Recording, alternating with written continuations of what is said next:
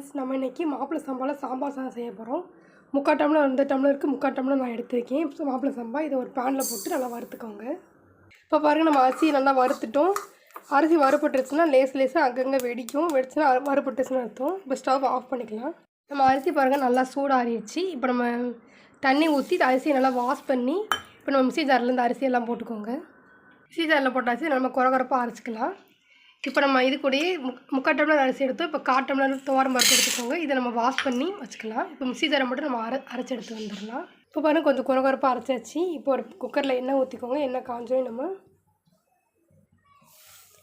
இது கூட நம்ம கடுகு, சீரகம், 1 ஸ்பூன் வெந்தயம் எல்லாம் போட்டுக்கோங்க. நல்லா பொரியட்டும்.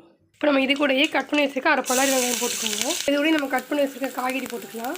இதில் ஒரு கேரட்டு, பீன்ஸு, பட்டாணி போட்டிருக்கேன். இப்போ நம்ம தண்ணி ஊற்றிக்கலாம். 1 கிளாஸ் அரிசி நம்ம எடுத்துருந்தோம். 1 கிளாஸுக்கு 4 கிளாஸ் அளவுக்கு தண்ணி ஊற்றிக்கோங்க.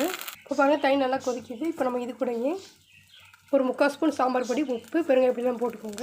இப்போ நம்ம இது கூடயே வாஷ் பண்ணி வச்சுருக்க துவரம் பருப்பு போட்டுக்கோங்க. நம்ம நுணுக்கி வச்சுருக்க மாப்பிளை சம்பா அரிசியவும் இதில் போட்டுக்கலாம். அரிசியை போட்டு நல்லா மிக்ஸ் பண்ணிவிட்டு இப்போ நம்ம இது கூட மல்லிச்செடி கருவேப்பிலை போட்டுக்கோங்க. போட்டு நல்லா மிக்ஸ் பண்ணிக்கோங்க. இப்போ நம்ம குக்கரை மூடி மீடியம் ஃப்ளேமில் ஒரு 15 நிமிஷம் வேக வச்சுக்கோங்க. வெந்த பிறகு நம்ம பார்க்கலாம். இப்போ பாருங்கள், நம்மளோட சுவையான சாம்பார் சாதம் ரெடி ஆகிடுச்சு. மாப்பிளை சம்பாவில் நீங்கள் ரெடி பண்ணி சாப்பிடுவாங்க. ரொம்ப டேஸ்ட்டாக இருக்கும். வீடியோ பிடிச்சா அம்மா சப்ஸ்கிரைப் பண்ணிக்கோங்க. தேங்க்ஸ் ஃபார் வாட்சிங்.